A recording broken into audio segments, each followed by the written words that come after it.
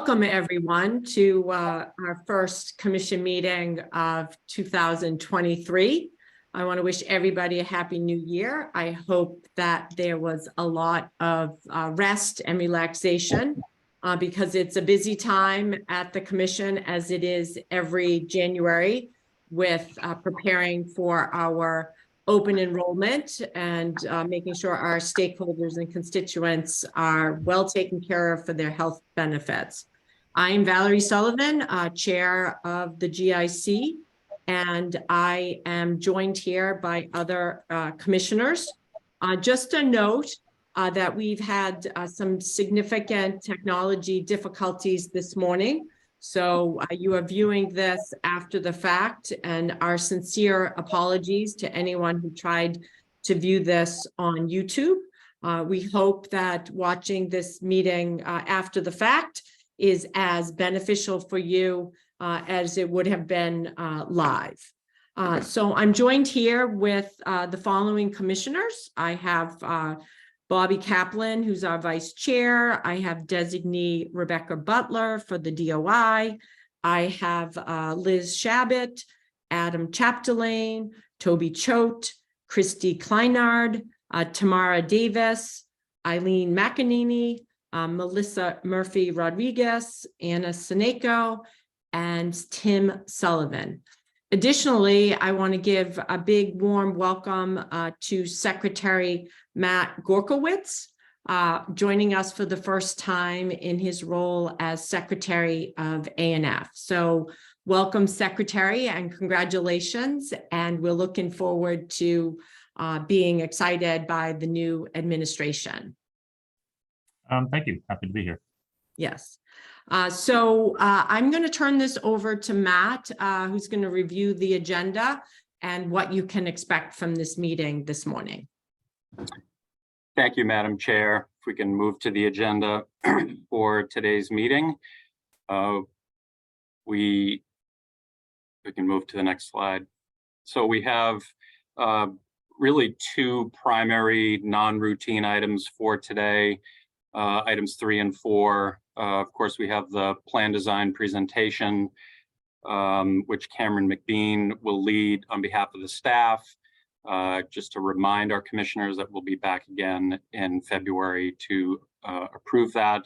And Emily Williams, our chief of staff, sitting in for Erica Shabelli, who is continuing on maternity leave, will provide an overview of our efforts to educate and engage with our members about the various changes as we head into annual enrollment. So that's what we have up for today. Turn it back to Valerie for the minutes. Yeah, thanks, Matt. Even though there are very few agenda items, I assure you there's a lot in the plan design that's meaty for us to review. I want to make sure people know that that this is an important meeting despite few agenda items. So this time, I'd like to ensure that we've read our minute meetings from our December meeting.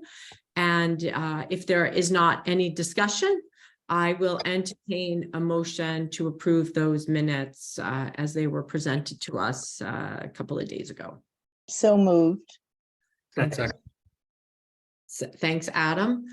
So at this point, I'll take a roll call through Andrew. So Andrew, I'm a aye for that. Thank you, Chair Sullivan. Vice Chair Kaplan. Aye. Secretary Gorkowitz. I would like to abstain, having not been at the last meeting, to be familiar with the minutes. I did read them, but since I wasn't there, I think it's best that I abstain. Thank you. So noted. Designee Butler. Aye. Commissioner Shabbat. Aye. Commissioner Chapdelaine. Aye. Commissioner Choate. Aye. Commissioner Kleinard. I will also abstain since I was not in attendance. Commissioner Davis.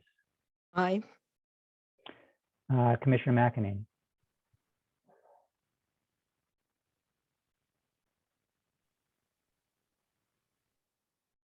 I'll come back. Commissioner Murphy Rodriguez, Yes.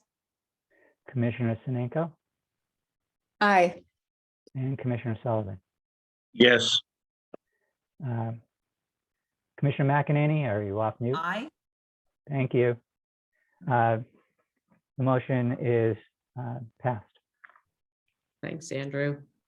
So let's turn it back over to Matt. Thank you, Madam Chair. If we can move to the Executive Director's report. So I'll be brief here since we're needing to make up time, but I do want to note that with the new year, of course, we have many new faces as Governor Maura Healey, Lieutenant Governor Kimberly Driscoll were sworn in on January 4th, along with the 193rd General Court. And of course, we're happy to welcome Secretary Gorkowitz as well to our board meeting. We look forward to working with you in our continued partnership with the new administration. Briefly on the human resources front, we're pleased to welcome Danielle Zhu, who has joined as an intern working with our healthcare analytics team. She's currently a second-year student at the Harvard Chan School of Public Health in the Masters of Health and Public Policy program. She'll be working with Margaret and Lauren until May to support some really important initiatives on the data analytics front.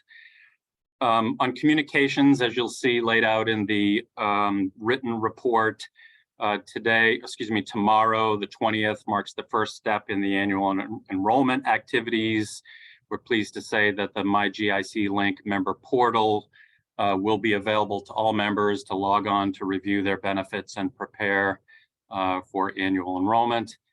I will also be doing a Mass Retirees Teletown Hall tomorrow afternoon. We will review where we are with our process preparing for next fiscal year. And finally, we will be joining the Mass Municipal Association's annual trade show starting tomorrow and into Saturday.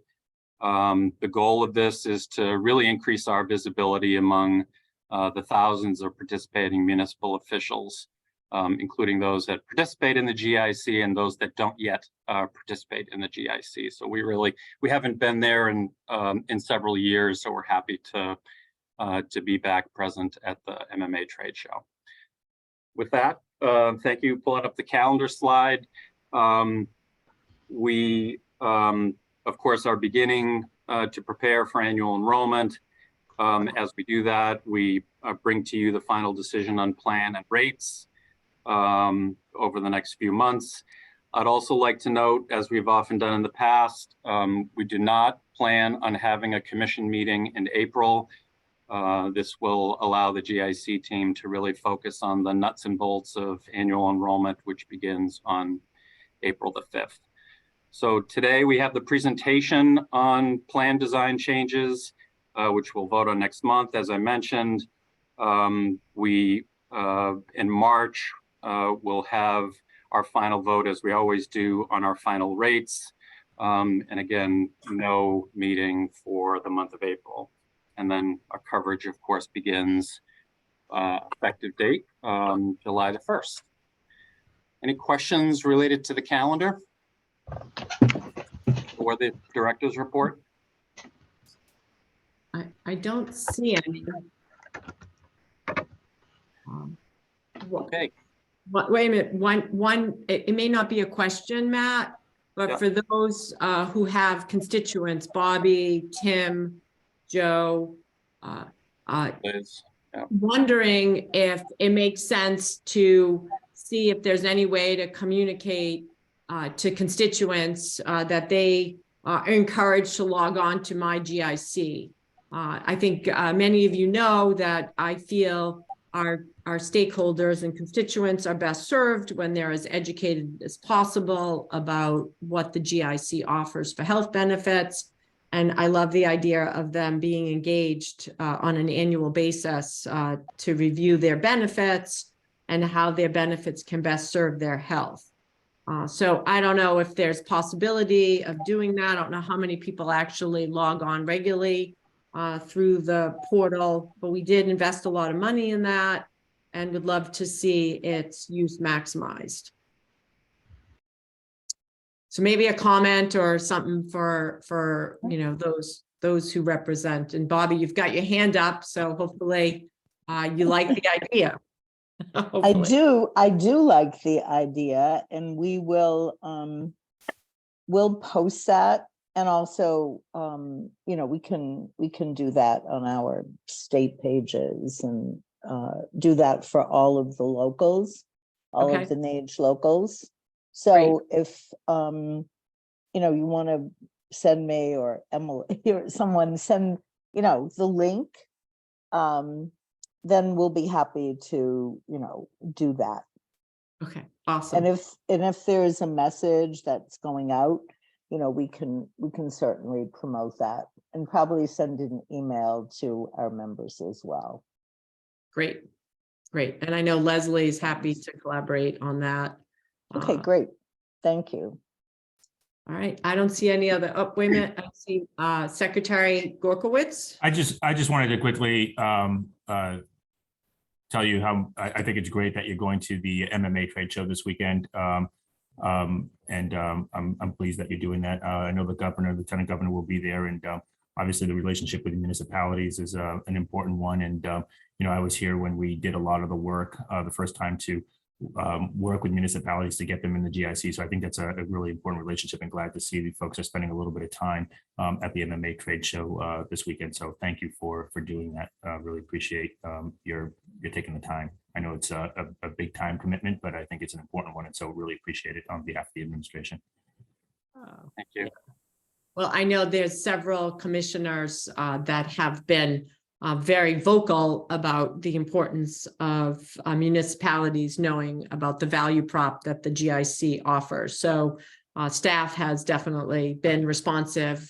We've had meetings on it. So we're excited. I think I speak for many commissioners to see Matt and the team focusing in that area. So appreciate that support, Secretary. All right, I don't see any other hands up. So let's keep moving. Great. Thank you, Valerie. If we can move on to plan design. Thank you. So I'm now going to turn it over to Cameron McBean, our Health and Ancillary Benefits Manager, to walk through the proposed health benefit plan design changes for fiscal year 24. All of the plan designs really relate only to our health benefit. There will be, I think it's important to note at the outset, no changes to the pharmacy benefit plan design. So that will continue under CVS for our active members, as it has been through Express Scripts for the last 5 years. So this recommendation, so before I hand it off, I just want to note the recommendation is the result of a cross-team collaboration from Willis Towers Watson and the GIC strategy team under the leadership of our CFO and Chief Procurement Officer, Jim Rust. Margaret Anschutz has led on our tiering strategies that you will hear about. Andrew Stern, of course, a veteran of the GIC team, provides input from the legal perspective. Paul Murphy from the operations and member-facing side of our shop. And of course, Janine Dewar, additional perspective and input on as a member of our vendor management, vendor relations team. So just want to thank them all. And as you have questions as we go through, I will direct several of them. Jim and I will direct them to the appropriate folks on the team. So just a quick reminder at the outset on the outcome of the health benefit procurement that you all approved in our November meeting. And that's important since the vast majority of the changes that we're proposing today are really focused on rationalizing our product portfolio with those procurement decisions behind us, making sure that each product really makes sense in relation to the others.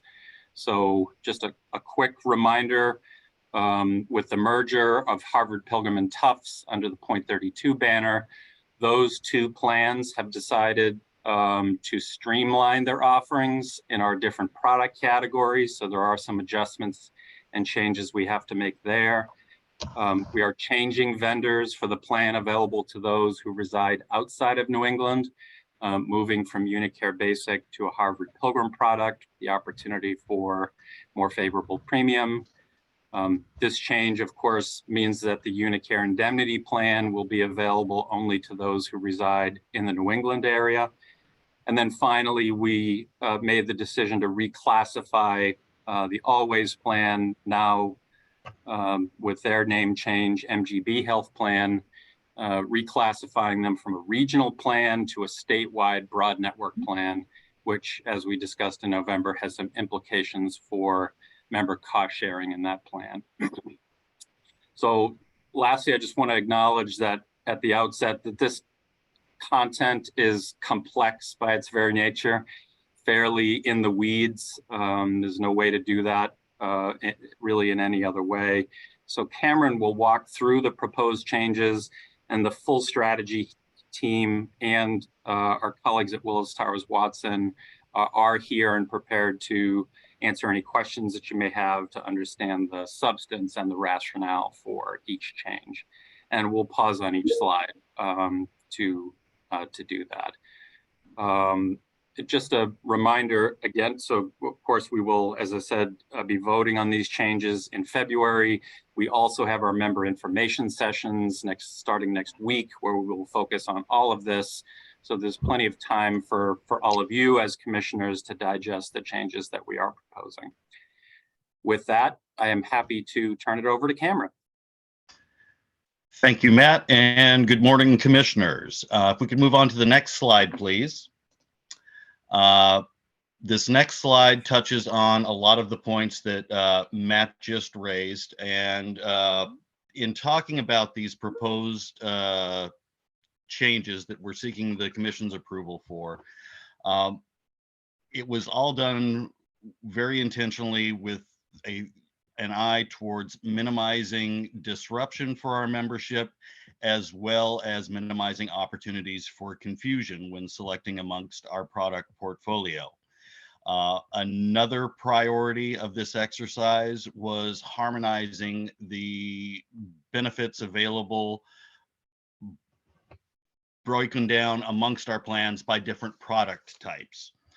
So the changes we're going to be specifically walking through in detail are some changes to Unicare Basic that are going to be part of the implementation of the new Harvard Pilgrim plan for residents outside of New England that was voted on back in November.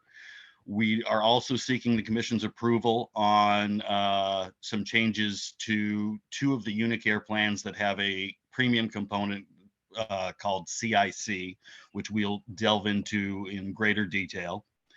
And then again, standardizing outpatient copays for the Unicare plans, as well as for the primary care physician office visit copays on Unicare Plus and Community Choice.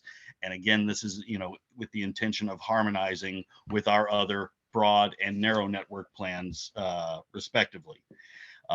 If you'll recall, back in November, we also received approval to go forward with what had been Always Health Partners, and it was now to be known as Mass General Brigham Health Plan. Quite a mouthful, but it is going to be redesignated as a broad network plan available to any resident of Massachusetts, whereas currently it is limited to residents in the eastern half of the state. So if we could move on to the next slide, please. This slide is an illustration of the current state of affairs in terms of the portfolio of health plans available to our active and non-Medicare retiree membership. So as you can see, we've got plans offered through Unicare, both Tufts and Harvard, who, as Matt mentioned, have since merged into one entity known as Point 32. We have regional plans available from Always and Health New England, and then limited or narrow network plans available through Unicare, Tufts, and Harvard Pilgrim. Now, going forward, beginning in fiscal year 24, the Tufts brand under the Point 32 umbrella will only be available in terms of GIC qualifying health plans in the Medicare Advantage market space. So any other 0.32 products we offer will be under the Harvard Pilgrim brand. So if we can move on to the next slide, we will jump into the first of our proposed changes. So this is in relation to standing up the new Harvard Pilgrim Access America. That's going to be the name of the new plan available to US residents who live outside of New England, meaning Massachusetts, Rhode Island, Connecticut, Maine, New Hampshire, and Vermont. In addition to changing the geographic service area for Unicare Basic, we're also seeking your approval to adjust the specialist copays. Because we're changing the service area for Basic, we are also going to give it a new name that makes things simpler for administrative purposes within our MAGIC database. So henceforth, Unicare Basic will be known as Total Choice. And part of the reason why we liked this new name, which was Unicare's suggestion, and the reason we believe this change to the office visit copay fits, is it is by far our least restrictive plan. Since it's based on the Unicare indemnity framework, you can see any provider under this plan. And so in keeping with that, we wanted to do away with tiering for specialists and just make it a simpler plan and one where members are willing to pay the higher premium for that complete lack of restriction when it comes to their choice of providers. The boxes at the bottom of each of these slides where we discuss the impacts, where you see positive change, those are members who would experience a net decrease in copays, and that's based on actual fiscal year 22 claims experience. A negative change reflects members who would pay higher copays under this new plan design. When we talk about the cost impact, that's not only the impact of changes to copays, that is also taken into, in most cases, consideration by the Willis Towers Watson actuarial team, and does incorporate some elements of changes to utilization. So members switching to different providers as a result of these changes, or perhaps going to the doctor more or less frequently. Vice Chair Kaplan, I believe you have a question. Yeah, so I want to make a statement, which I probably say every time we discuss plan design, that aside from the fact that, you know, everything that you just presented is very confusing, right? All these name changes and, you know, the tiering, but it's very difficult for people, including for and I think I speak for all the commissioners who represent labor. It is very difficult for people to make a decision without knowing what those increases are going to be, right? So we, you know, it still makes no sense. It's not logical to me that we make a decision on the design first, and we have to vote on that, which we will be doing in February. And then we do not vote on the rates until March. So it's about making those decisions.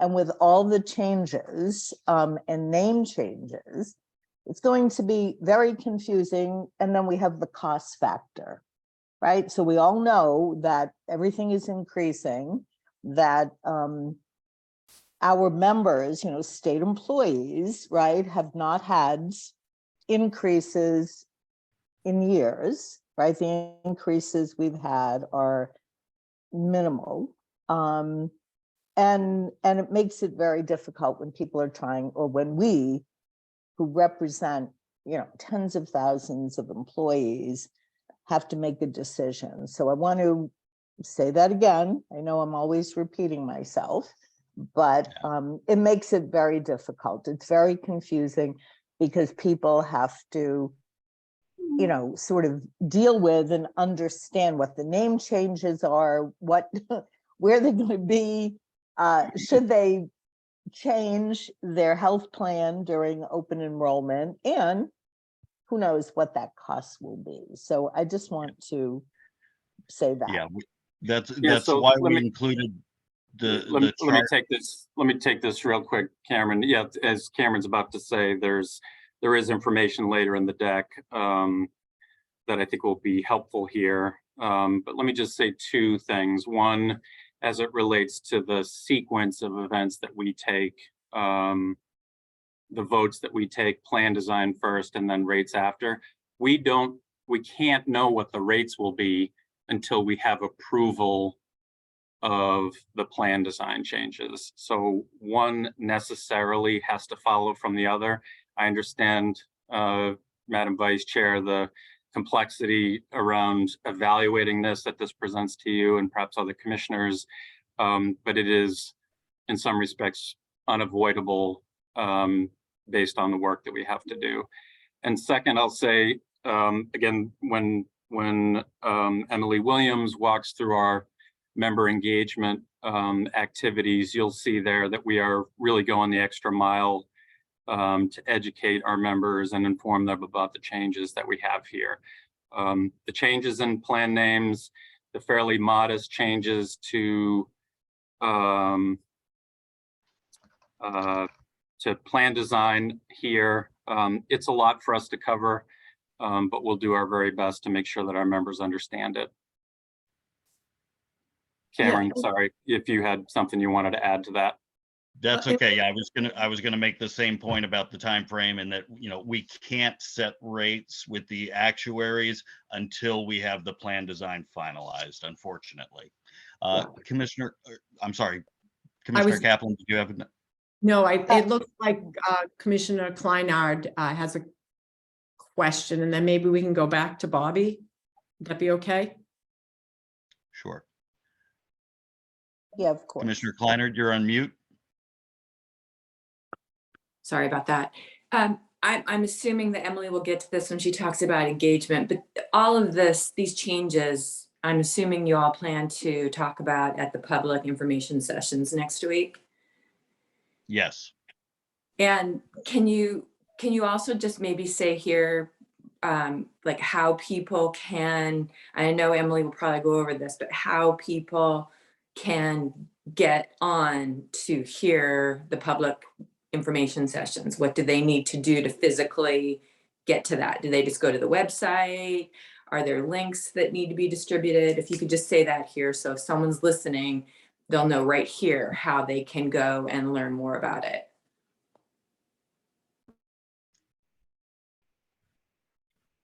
Hi, Commissioner Kleinard. Yes, I can jump in here. There have been, and I will, I actually have a whole slide committed later in this meeting to show you how the public information sessions have been communicated to members. But there is a link that has been sent to members. It's posted to our portal as well, and it's also on our website. So if any members are watching now and they want to register for any of those meetings, they can go to our website, and there's a registration link there that they'll find for any of the 3 meetings. But I'm happy to talk about this later on as well, and go through all of the additional communications that have been done. Okay. Great, that's terrific. Bobby, did you have a follow-up question? Well, I have a follow-up statement, which basically is that I appreciate everything that you're doing, Matt, and that the GIC is doing to, you know, present this in a way that's understandable to our members. It's just that, you know, because of this little quirk, shall we say, it's, you know, it's not logical for people, right, to and for us to make a decision without knowing what those costs will be. But I do appreciate everything that you're doing, and we'll also post the public information sessions on our website just to make sure that people are aware. Yeah. So thank you. Yes. So Thank It you. sounds like we don't have any further questions regarding the change to the specialist copays for the Unicare basic or total choice plan. So if we could move on to the next slide, please. All right, this is likely to be our most complicated bit to explain, but it's also the most beneficial for our members. There are two Unicare plans, the Unicare Basic, which will henceforth be known as Total Choice, and the Unicare Medicare Extension Plan that have a premium component known as CIC. Now, this is somewhat of an anachronistic statutory legacy. It was something that the GIC was mandated to offer once upon a time. It was originally implemented several decades ago, and it was originally intended for catastrophic illness coverage back in the days when medical plans could have annual spending limits or could exclude certain conditions. And this was a guarantee that our plans would not do so. And part of that statutory requirement was that employees pay all of the premium burden for that element of coverage. Now, this is coverage that is included within all GIC medical plans. What is different about CIC is that it leaves members at risk of coinsurance if they opt not to take the additional CIC buy-up option when registering for their plan. And it is a component of the premium that only members in these plans have to pay an additional, or I don't want to say unfair percentage, but it is not in balance with all our other plan offerings. So what we're seeking the commission's approval for is to wrap in this CIC premium component going forward for all members in either Unicare's Total Choice, which has previously been known as Basic, or the Medicare Extension Plan, and have the Commonwealth assume the appropriate share of that premium based on the member's date of hire. So for most current members, that would be the state would absorb 75% of that premium cost, or if they've been with the state for more than 20 years, it would be 80%. This is a expense to the state, but we believe it's in the best interests of our membership. It will reduce the exposure to financial risk for members who may choose to elect either of those plans without that CIC component. And with all the other changes that we've got going on, we figured this is the best opportunity to do so. Are there any questions about this proposal?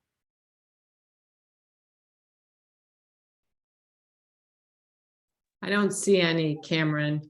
And it's a very small percentage of our total spend. And it harmonizes across all the plans that there's CIC coverage. So coverage for catastrophic events, right? So Yes, it makes sense. It was a miss as plan designs have evolved over the years, and harmonizing it just seems to be most fair to our total constituency, right? Exactly. That is our position. Vice Chair Kaplan? Right. Yes, I just wanted to, first of all, I think it's a very good idea, a long time in coming, but also want to make sure that those, I know it's a few thousand members, but that they clearly understand they will have CIC coverage. They just won't have the additional premium. Right, Yes, that it's made very clear that they're not going to lose anything by this. That is correct. Most of the members who are in either of those plans, either the currently in Basic or currently in the Medicare Extension Plan, the vast majority opt to purchase the CIC. We have fewer than 700 subscribers in the, see, I pulled this up before the meeting.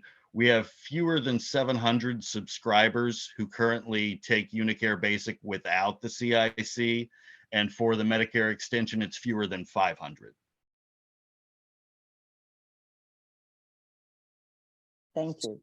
So those folks now will have it covered without having to worry about it. Yes, and if for whatever reason they don't want to, have this change thrust upon them, there are plenty of plan options available to members who wish to change. Commissioner Seneko? Hi, I would just say, I think from an insurance design perspective that this change is really great. That we think about the benefits of health insurance. It really is to provide coverage in the case of catastrophic events that are often unexpected, and that ability to give people coverage in cases where they're at risk for very large costs is where we get some of the greatest welfare benefits from insurance. So that in terms of a benefit that sort of makes sense to make people better off, bringing CIC in and not allowing people to not have it is a good plan design choice. Good. Thank you. Any other questions from commissioners? No, I don't see any, Cameron. Okay, move on to the next slide, please. And again, we are staying with Unicare plans. And, as we mentioned at the outset, we are seeking to harmonize copays based on plan type. So Unicare Plus and Unicare Basic both qualify as broad network plans under our general definitions. And currently, members in any of the Unicare plans, if they have an outpatient eye or gastrointestinal procedure at a freestanding or ambulatory surgical center, they do not have a copay. All of our other plans have a $150 copay. And at the time when this design feature was implemented, there were contracting advantages that Unicare had within the marketplace, and those are no longer really applicable. There's not that difference in the price that the plan pays to really justify that copay differential anymore. So we're simply seeking to even things out and implement the same copay so that this is not a feature that our members mistakenly shop for.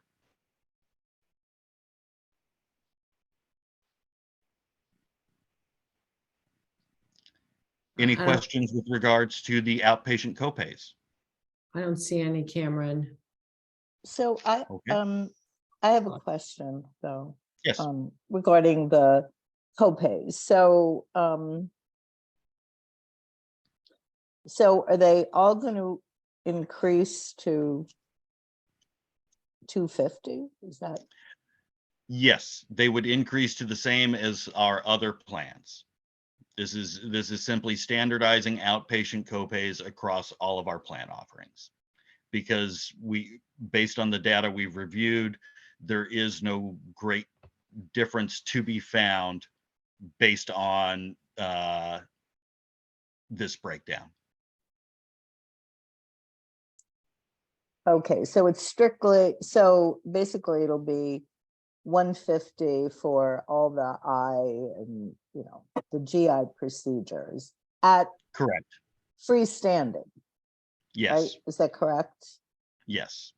Okay. Whereas if they have the same procedure done, let's say at Mass General, right? Then it would be $250. Is that correct? Exactly. For all the plans. Correct. Okay. And before, under like the Unicare Plus, for instance, which was tiered, where the cost of 110 was that at, in other words, different outpatient. Yes. That would depend on the facility. So if you went to a hospital and received outpatient services, Okay. depending on the facility, you would have paid either $110 or $250 copay on the Plus plan. Okay, all right. All right, thank you. You're welcome.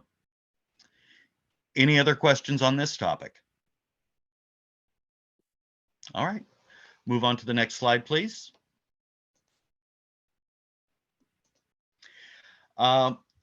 This is our final plan design recommendation having to do with Unicare. And this is we're asking to eliminate a minimal copay differential that is the legacy of a program that was piloted with Unicare several years ago. And it was based on what were designated as patient-centered primary care physicians. And members received a slight $5 copay discount if they saw one of these providers.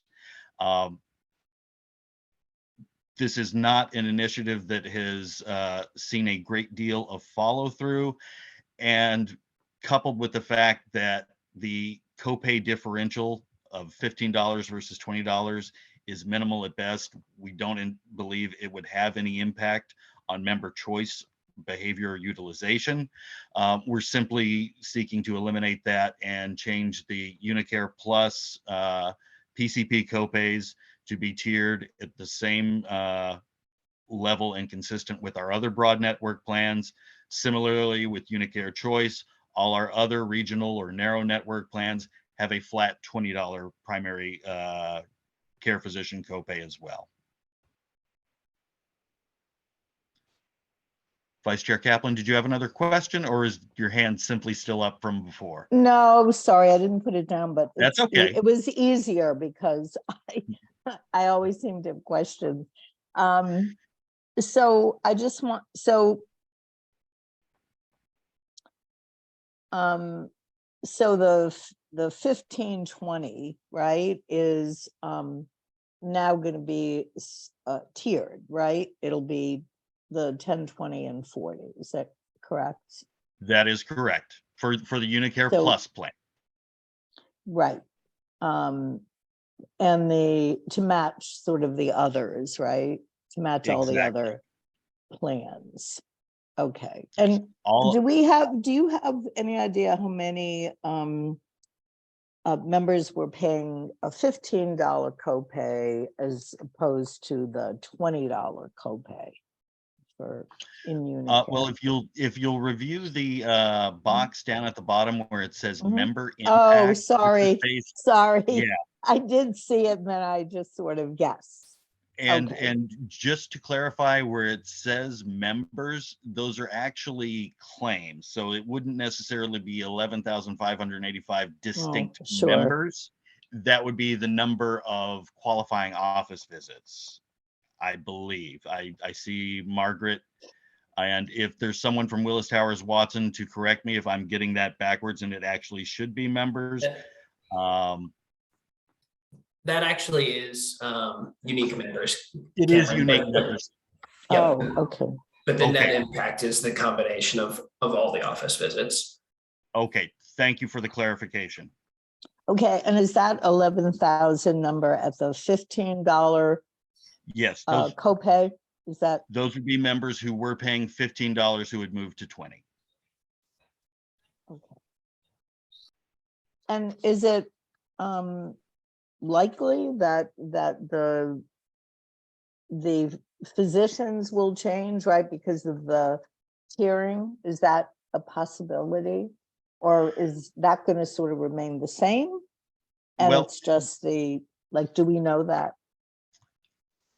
The feedback we've received from Unicare is actually, especially with regards to Plus, if the copay differential is greater, if you can try and convince someone to sign a more advantageous contract for us, and the difference being, we would have to assess a $40 copay for our members to see you, but under better terms, our members would pay a $10 copay. That actually might help in contracting discussions between Unicare and providers. Although the tiering is primarily based on hospital affiliation. Margaret, I don't know if you'd like to jump in and flesh that out a bit more. Yeah, so tiering's based on the relative price of a few provider groups. I think maybe the next slide will be the time to go into it a bit more, but yeah, so the long and short of it is that there are some migrations assumptions built into these into this cost impact that ultimately I think we're going to see ultimately a reduction in member copays overall, but then there's going to be some utilization shifting as well. So so really here you know, this is a combination of both utilization and the copay change. I'm not sure if I answered your question, Bobby. So if you want to restate that. If you're not satisfied. So I guess it's about let's say the 11,500 plus, you know, members who are currently paying $15 for primary care, right? We're talking about primary care visits, which I'm assuming are greater than, you know, specialty visits, right? People see their PCP. And does this include pediatric visits as well? Yeah, good question. I'm not sure about the pediatric designation, but I'm happy to look into that for you. I would appreciate it. So essentially, I'm sorry. Essentially, so there are going to be winners and losers from moving from, you know, say, for example, the plus at 1520 to, you know, to a tiered 10, 20, 40. And you see that shake out with the positive change and negative change there. And that is, you know, that's a result of the tiering. Right. So so I just want to make sure that I understand it, that the, you know, over 11,000 members, right? Because it's a negative change. Will they be now paying, if they stay in the same, whatever the plan is, right? $40 for a primary care visit, which is essentially double, right? Because people got so it is very likely that those primary care visits, which are critically important, right? That people will decrease the number of visits that they make, right, for themselves or their children because of the cost, right? I mean, I don't know that, but I'm surmising because, you know, many people don't go for primary care visits, and that could translate into higher costs later when they, you know, end up in the ER. I think the crux of this is, yes, there's a potential for that, Bobby, and it's very important that our members shop and that they look to see where their PCPs fall and are mindful of that when they enroll. And what we're trying to do here is steer members to the lower cost providers ultimately. Right, but you know, it's a lot of people, many people are resistant, particularly with a primary care physician, right? Who they have some connection to. So that could be significant, right? That doubling of the, you know, doubling of the costs for primary care. So do you know, or maybe Jeff can answer this, regarding urgent care visits? Do we have any data on that? And is that copay going to change? Because currently it's $20 for urgent care. So it's possible there will be an increase, right, in visits to urgent care if it's less costly than primary care. And I'm very curious what that is. Yeah. Jeff, I see that you have your hand up, and I'm almost positive we've had this conversation before, so can you address Bobby's question, which is a good one? Yeah, I was looking to actually address Bobby's previous question, which is that for pediatric preventive visits, i.e. the routine visits, and obviously there are, I mean, kids need lots of vaccines and stuff, so there are a lot of these. Those visits actually are covered with no cost share. That's a requirement of the Affordable Care Act. So obviously we want to be sure that people feel comfortable going to their primary care doctor and feel comfortable bringing their kids to their pediatrician or to their family physician. And for at least the routine visits, the cost share, the cost share is zero either way, doesn't change at all. I think that again, kids often also go to pediatricians for a lot of things besides for those routine visits. I think that the important thing about this particular change is that it decreases the cognitive load of people making decisions about health plans, because you don't have all these little tiny things that are different, that are based on sort of legacy things from long ago that don't exist anymore, as Cameron pointed out. I think that Cameron was going to answer the question on urgent care, but there is not a change, and there is still a pretty substantial incentive for people to go to primary care or urgent care rather than go to emergency departments.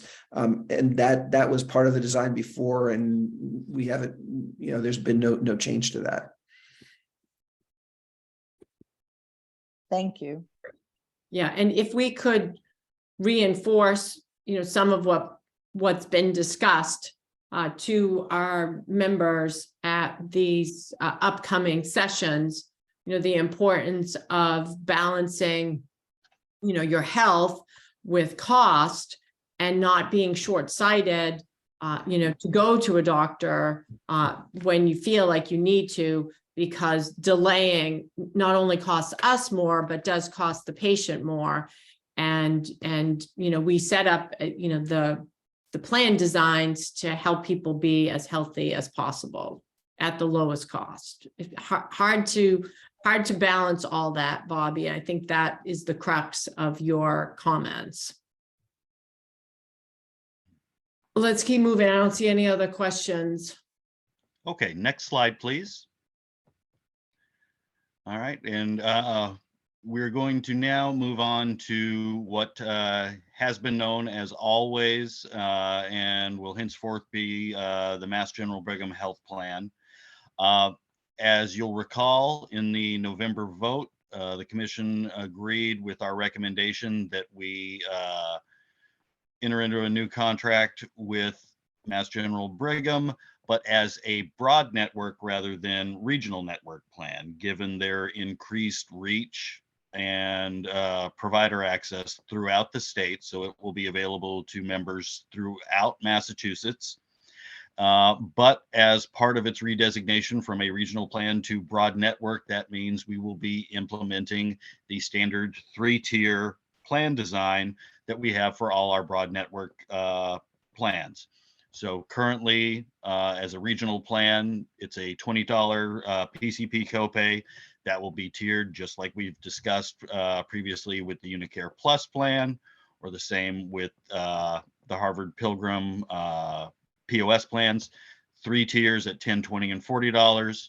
Similarly, we will now have 3 tiers for specialists. In terms of significant cost impact, the big change is on the inpatient hospital copays. Currently, as a regional plan, there is simply one $275 copay for an in-network inpatient admission.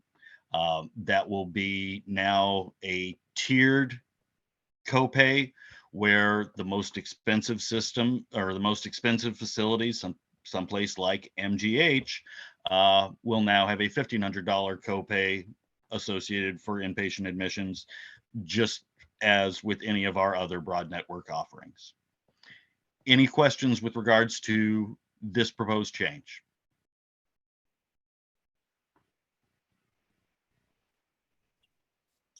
I don't see anything. Oh, Commissioner Seneko? I just had a quick question. Do you know, are you guys keeping the same like proportion of hospital, like what proportion of hospitals do you expect to be in each tier? Do you know? Yeah, I think it's well, with the previous plan, you know, there were 2 tiers essentially, right? So now it's 3 tiers, and in the broad plans, we have across the broad plans pretty much the same proportion of hospitals, but of course, there's some difference in where each hospital falls by tier based on their relative price. Does that answer your question? Yeah, I mean, I recall that the third tier's the most expensive group is small, right? It's like, is it 15% or less? 10%? I don't know off the top of my head. I don't think it's that small, particularly with this new methodology, which Yeah, the GIC methodology we have specific to always in Unicare, but I can certainly follow up with you. I'm happy to do that. It's a matter of choice for the members, so it's good to know, you know, how those proportions fall.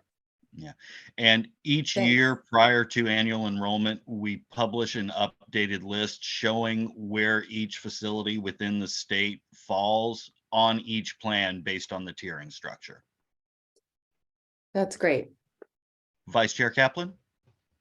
I just have a question which popped into my head about imaging.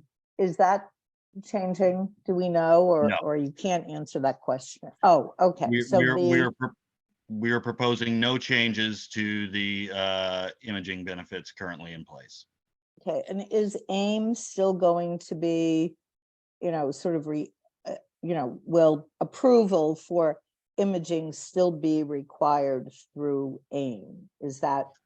That is dependent on the individual carriers who utilize them as a subcontractor for that purpose. Okay. That is, there is no direct relationship between AIM and the GIC. A couple of our carriers do utilize them for prior authorization or medical necessity reviews, but that is between those carriers and AIM as their subcontractor. Oh, so does that mean we can't get data on? We can request it of the carriers. Okay. And I'm curious if they're going to continue that relationship into FY24, I guess, is probably my question. To the best of my knowledge, we haven't heard of anyone severing ties with AIM. Oh, okay. Thank you. Yeah. And if we could get some data, I'm very curious how many of those, let's say, what the denial percentage is, and how many of those requests or authorizations have to go to appeal, you know, to the appeal process. Okay. We can reach out with that and follow up with you. Great, thanks. Okay. Any other questions with regards to the redesignation of the Mass General Brigham Plan and changes to its copay structure? I don't see any, Cameron. Let's keep moving. Okay, we can move on to the next slide, please. So we showed you a version of this slide earlier that showed the current state. So this is what the proposed product portfolio for our active and non-Medicare retiree membership will look like for fiscal 24, assuming the commission approves all of our proposals. As you can see, the Tufts logo no longer appears because, as we mentioned at the outset, all of our active plan members will only be available, will only have Harvard Pilgrim branded products available to them. We're going to go into some of the other downstream effects of that with the regarding the Harvard Pilgrim and Tufts merger on the following slide, where we show the effects of these changes to the plans and where folks will default enroll if they choose not to make an election during annual enrollment. Commissioner Clenard, did you have a question? Yes, please. I know we talked about this already, but can you refresh my memory as to the broad plans, like what the distinctions are as we've harmonized different things? what's the benefit to having 3 as opposed to 1? And I seem to recall, I know there are distinctions, but could you just refresh my memory, please? Sure. So you're asking why we have 3 separate broad network plans available outside of the total choice option? Yes. Okay. Basically, you know, I would say that it really comes down to contracting and member disruption. We didn't want to necessarily, you know, as long as each of those plans has its own unique value proposition, Unicare, because they're an indemnity plan, also backed by Anthem, has some advantages with some of the, you know, and depending on the marketplace, particularly within New England. For example, they've got excellent contracting in Maine. Harvard Pilgrim as a locally based insurance carrier that has a valuable partnership with United Healthcare and access to, as a result, access to the largest nationwide network of any insurance carrier in the country. And then, you know, the Mass General Brigham, it has a very unique relationship with the Mass General Brigham Health System. And as a result of the procurement, they have increased the in-network discount. And we'll see how that works out in practice over the course of this contract cycle.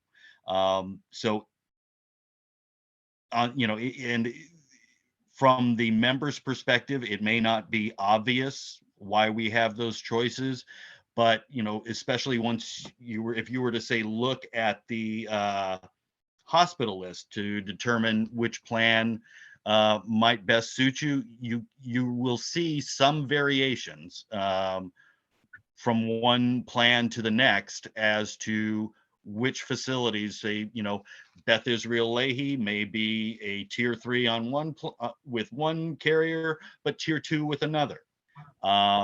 So those are the considerations we tried to keep in mind. There are also some other geographic distinctions, as I alluded to earlier. Yeah, thanks, Cameron. It's a good question, Christy. I potentially summarize my experience as our members like choice, and there's brand equity with some of these health plans. And we are listening to our stakeholders and their interest in you know, staying loyal to their brands. But the changes or the differential between, you know, the 3 plans in broad is probably you know, to the naked eye, you know, minimal. If I were to you know, kind of summarize at a 30,000-foot level.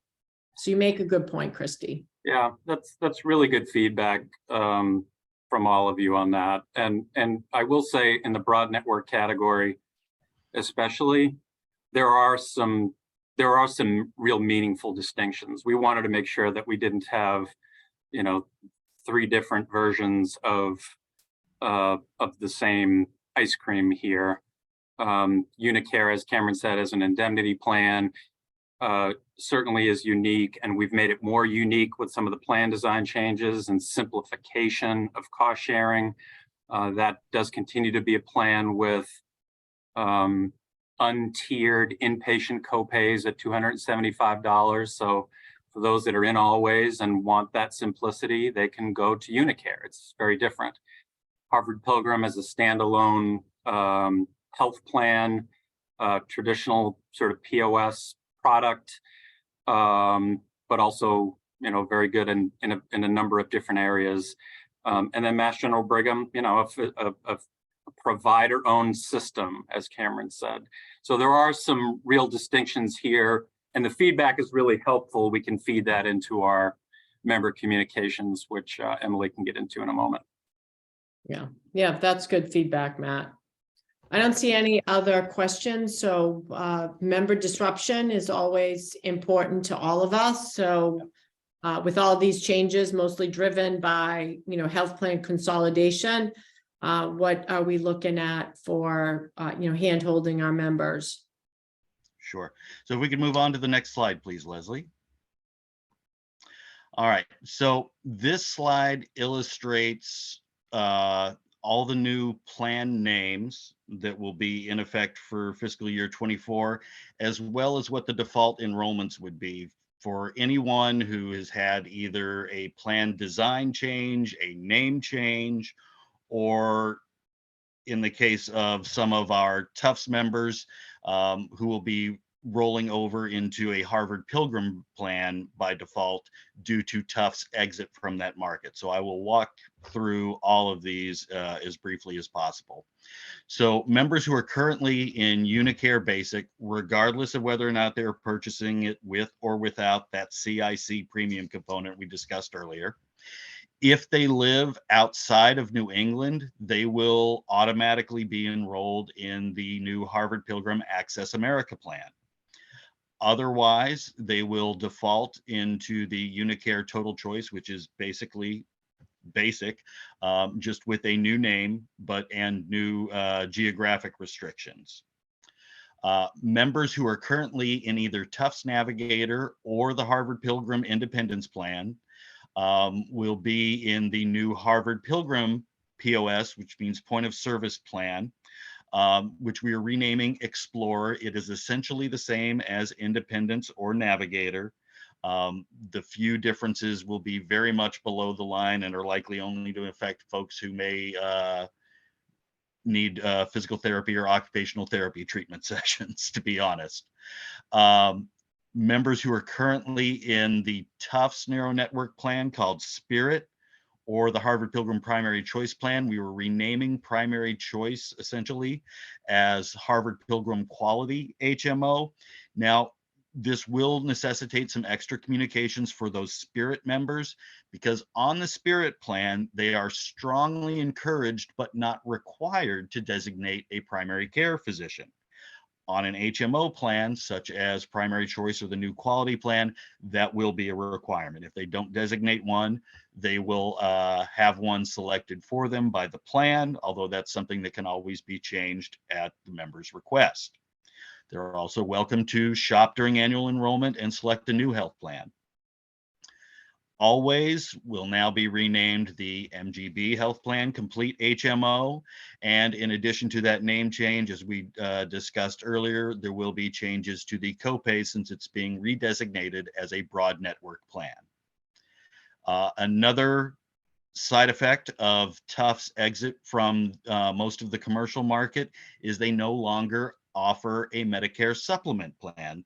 So members who are currently in the Tufts Medicare Complement plan will automatically roll into the Harvard Pilgrim Medicare Enhanced plan, which has not changed, and those plans are virtually identical.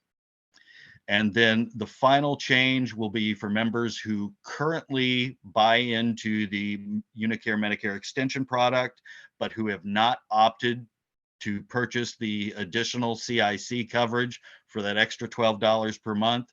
They will automatically be rolled into the Medicare Extension plan, same as they were before, but with the CIC and with the state picking up the appropriate share of that additional premium cost.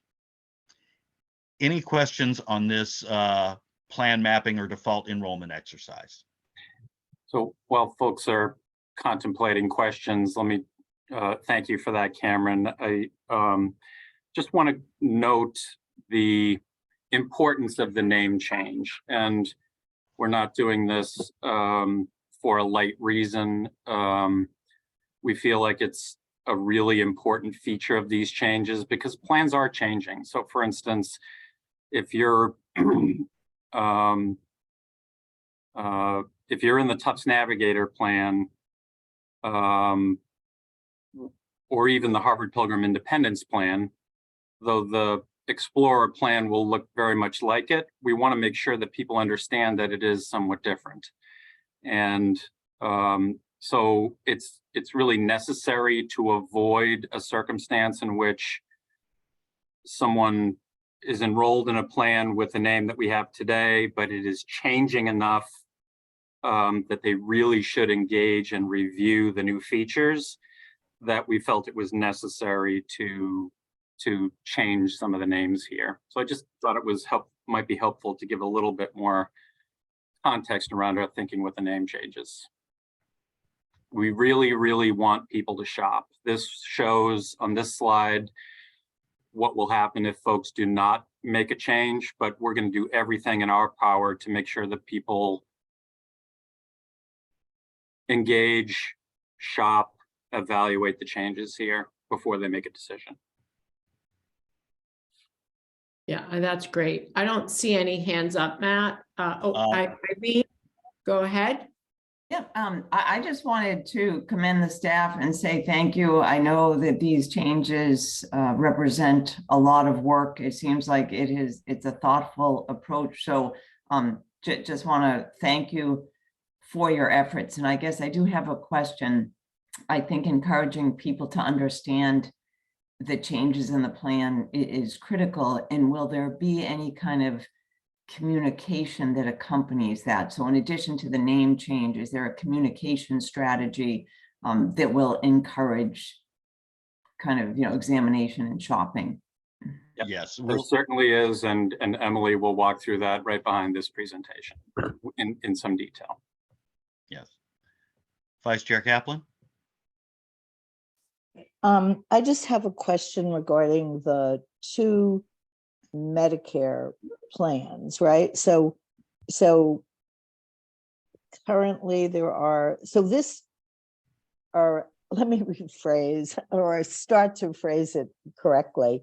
There are people who are on the non-Medicare, currently retirees who are under the age of 65, therefore not eligible for Medicare, right? The non-Medicare retiree plan. So is that remaining the same, or are they sort of being bundled into one of these? Whatever, regardless of how an individual ends up in any of these plans, that will not affect the mapping exercise, whether they are actively employed, a non-Medicare retiree, whether that's because they're under age 65 or over age 65 and not eligible for Medicare.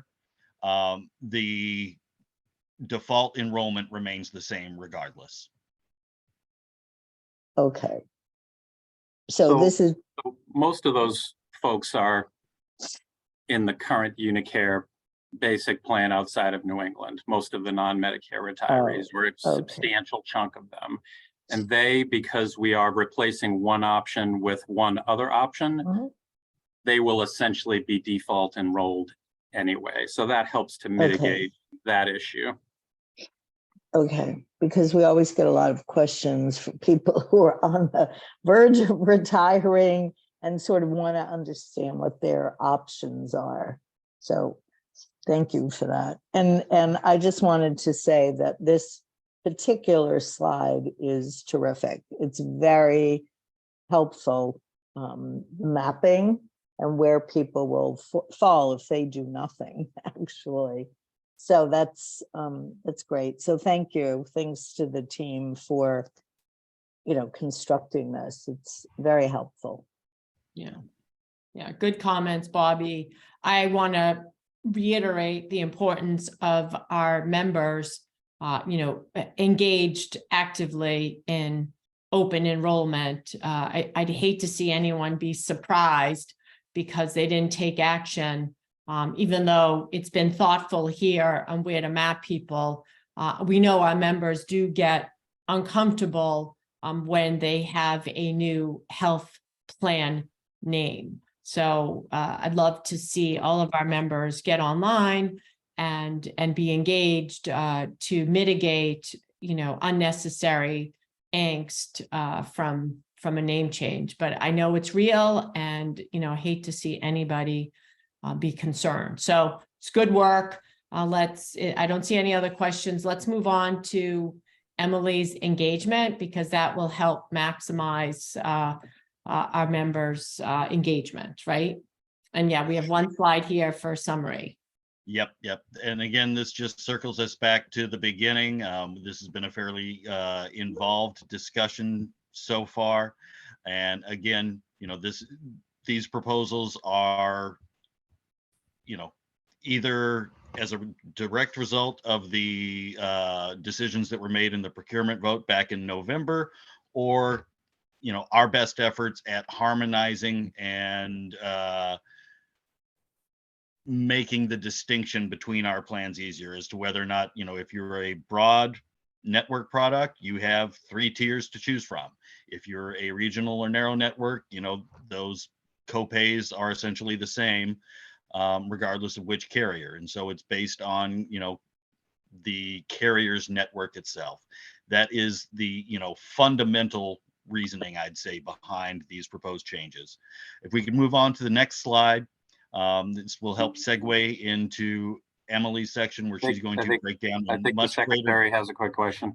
It wasn't a question. It was just more of a quick statement. I just want to say I appreciate the fact that you're landing on this slide, which is where we sort of began the discussion, because I think these key takeaways, these sort of guiding principles, I think are important. It's clear that with some of the remarketing of the plans, the members, employees are going to have to probably do a little bit more shopping than they normally do. And while I appreciate the vice chair's comments about plan design and the confusion and the complexity involved in that, with the plan design, with the rebranding of the plans, consumers are going to have to do that. And I think this seems to me, having jumped in, having not focused on it for a while, seems to be a thoughtful approach. And what I like about the fact is that it is creating a more standardized product for employees. So while there may be some confusion this year through the rebranding and the plan design changes and the tiering, over the long term, we're creating a more standardized product, which really, I think, empowers consumer choice, and hopefully choice that leads them to lower cost plans, which I think is a goal most of us have anyway. So anyway, I'm glad you landed here, because I think these guiding principles are important. And again, I think this is kind of a pivotal year because of the rebranding. It creates an opportunity for that standardized approach, which it looks like you're trying to capture here in a number of ways. So it just seems thoughtful, and glad you kind of ended on this slide, which brings it back to where you started, which I appreciate. Thank you for that, Secretary. And what we've attempted to do here really was to standardize where it really makes sense and draw distinctions where it makes sense, right? So as we said earlier, the differences between the broad network plans are there, and they are meaningful distinctions. What we want to do is to move away from variation in our plans where there is not real meaningful or valuable variation. So that's kind of the balance we try to strike here, is really focus in on areas and distinctions that have real value long-term for us. Yeah, I totally agree and appreciate, staff working with WTW to get us to this place. It's really good for our members. So I don't see any other questions. Thank you, Secretary, for your comments. Matt, I think the work has been really good by your team. We've got a month before we have to vote on it. Now let's hear from Emily on how we're going to engage our members as much as possible so they can see the value and they can benefit from all the good work. Yep. Yeah, this slide simply a segue into Emily's. It just highlights the major milestones coming up. We've got the public information sessions beginning next week, but I'm going to hand things over to our Chief of Staff now and stop talking. Good morning, commissioners. Thank you, Cameron. So as we've already discussed today, there's a lot of complex information, and we really want to encourage our members to shop, but we also want to make sure they are empowered to feel comfortable and have the tools to do so, and to review all of their benefit options in a thoughtful way. So as Cameron has showed on the slide, as we've discussed, we're going to be utilizing the traditional mail methods as we have in the past, including targeted mailings to make sure that we're reaching all of our members. We will additionally be utilizing the virtual tools that we have added to our suite of abilities. So this includes leveraging our new My GIC link online portal to reach members and where members can review their benefits during annual I think we want to enrollment. move forward a slide or two, yes? Yeah, we can move forward one yeah. slide here. One more. Yeah, we can. Yeah, Oh. that's fine. Thank you. Yeah, thanks, Pat. So we'll be using, My GIC link portal, as I mentioned, where as Matt mentioned in the executive director's report, the benefit statements will be posted there beginning tomorrow, and members who are utilizing the portal will be able to go in and view their benefits, make changes to their information to prepare for annual enrollment. We'll also be using social media to make sure that members know about upcoming information, and we'll be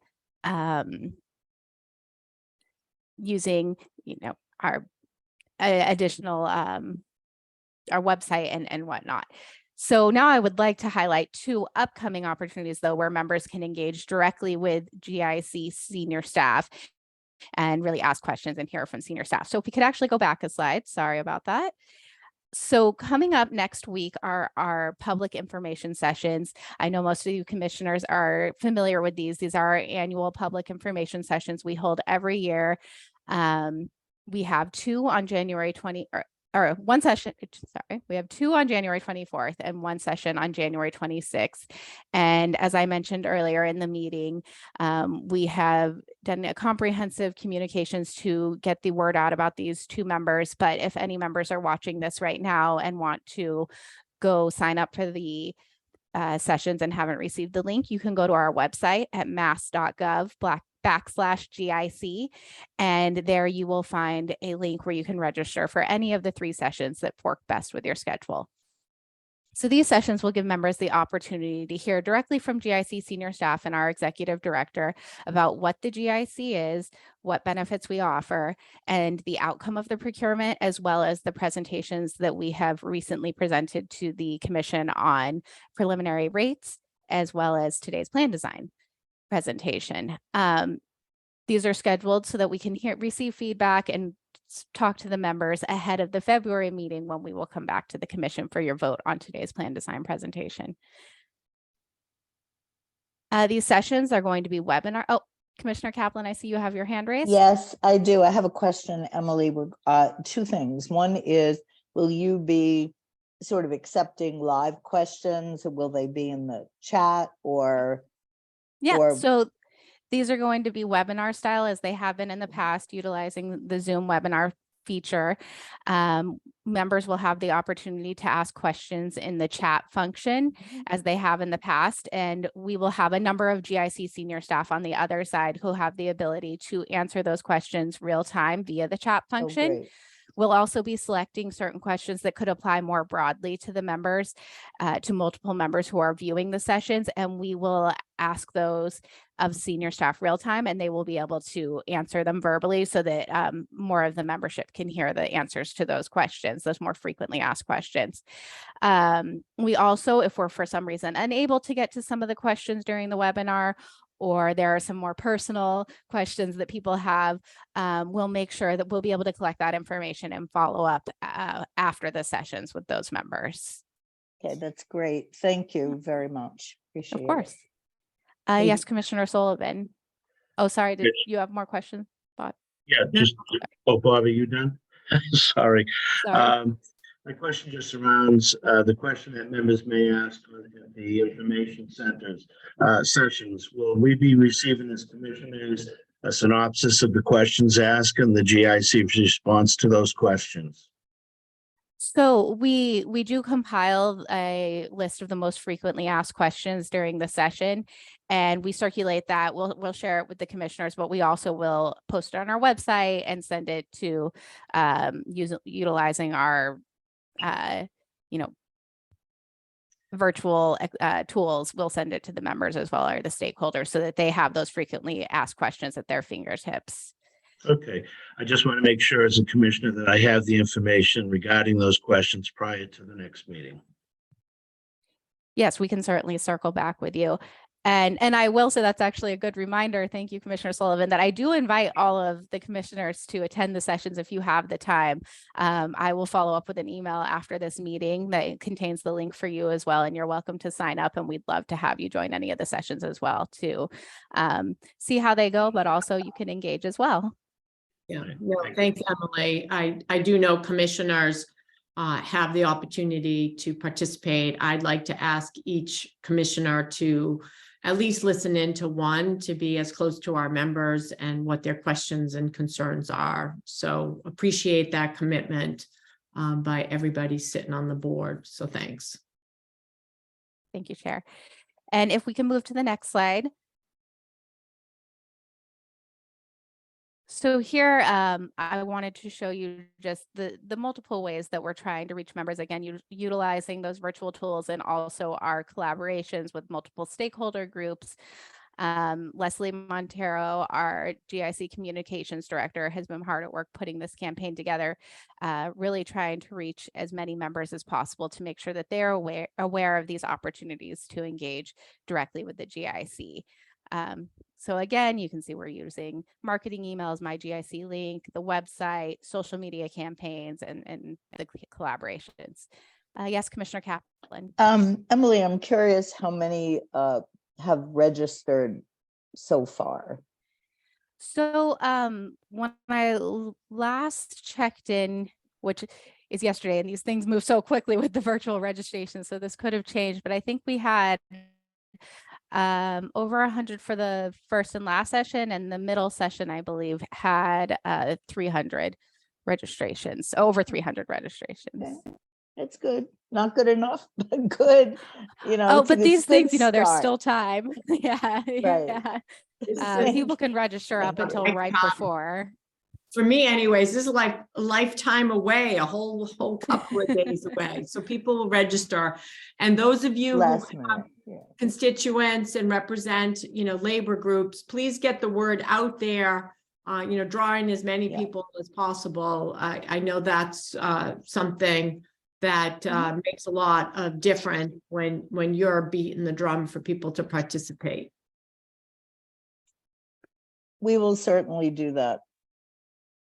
Yes, Thank you. absolutely. And I know that Leslie is still, we've listed all of these, and these are ways she already has communicated, but she also is continuing to communicate via emails and trying to reach as many members as possible. So this is ongoing and right up until the sessions begin. And once the sessions have been completed, as I mentioned, we'll compile the most frequently asked questions from the sessions to post on our website to share with the members. We will also be recording the sessions to make them available for members who are not able to attend to view at their own time, or if members did attend but wanted to refer back to, they're going to be available for them. And we'll also share the presentation deck that is used during the session so that members can refer to that as well at their leisure. If we can move ahead to the next slide. All right, so this year, this is what I'm really excited to share, is that in addition to the public information sessions, we are going to offer some additional annual enrollment sessions for the members to again engage with GIC staff, utilizing the same webinar style as the public information sessions. You can see here that we are offering 2 retiree specific sessions. And then we're offering 3 non-retiree active member sessions. And these will be held in March. So this will be after the commission has voted on plan design and on rates, but before annual enrollment opens.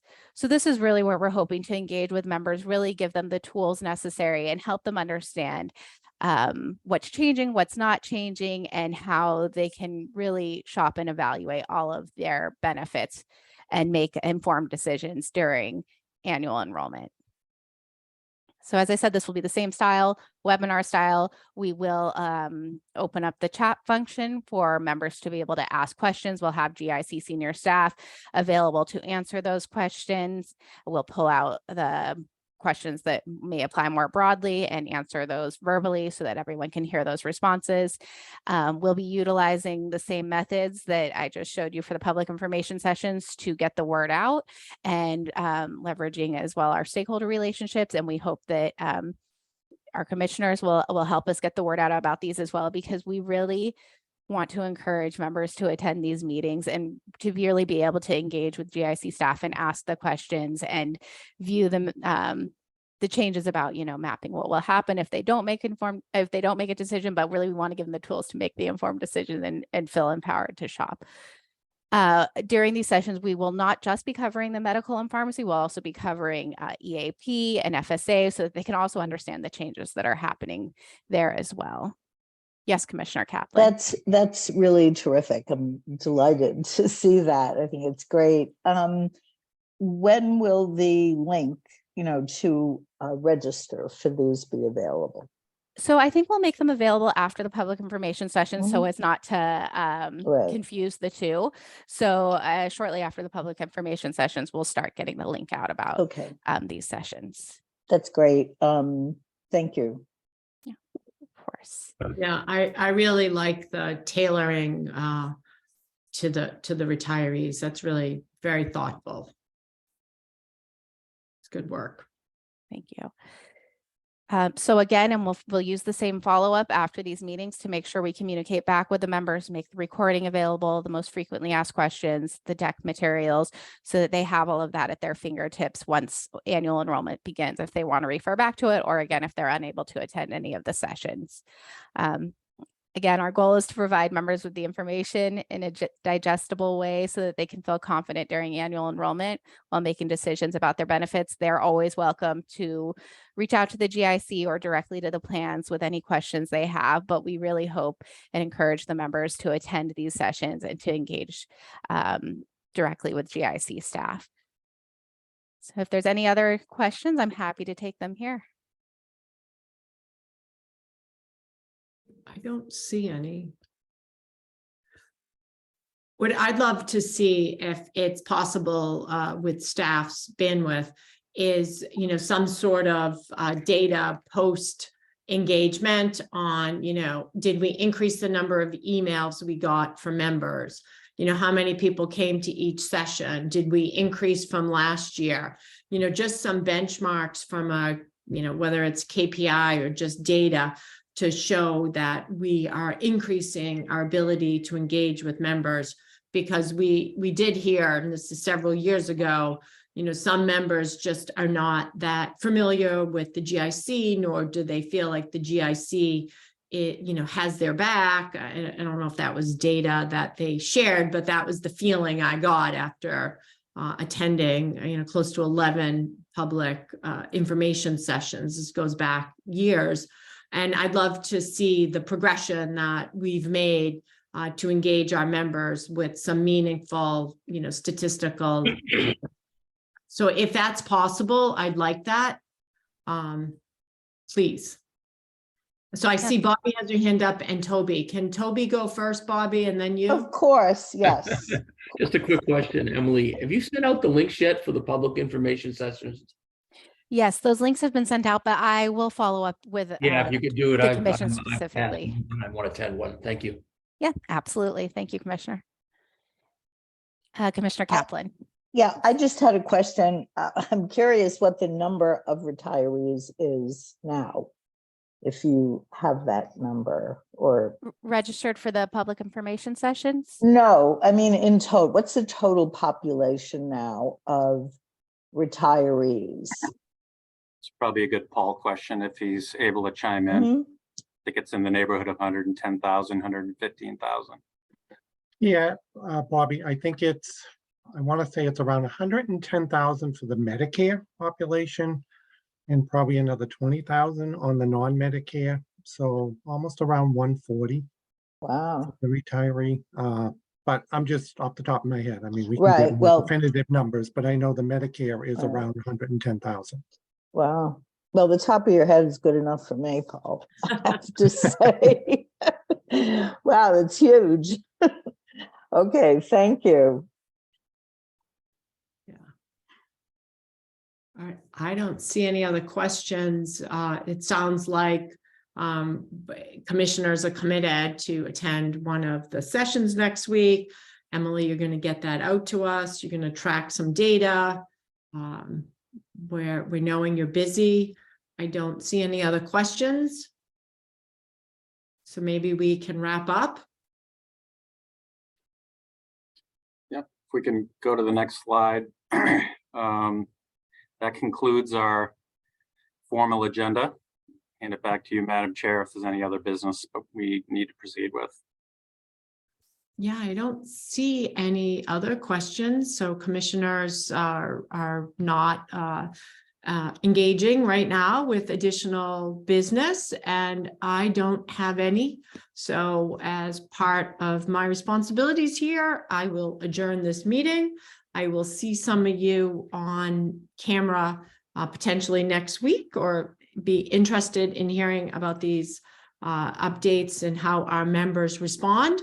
And then I hope to see in person many of you, a quorum and staff, hopefully in the spring at an in-person meeting.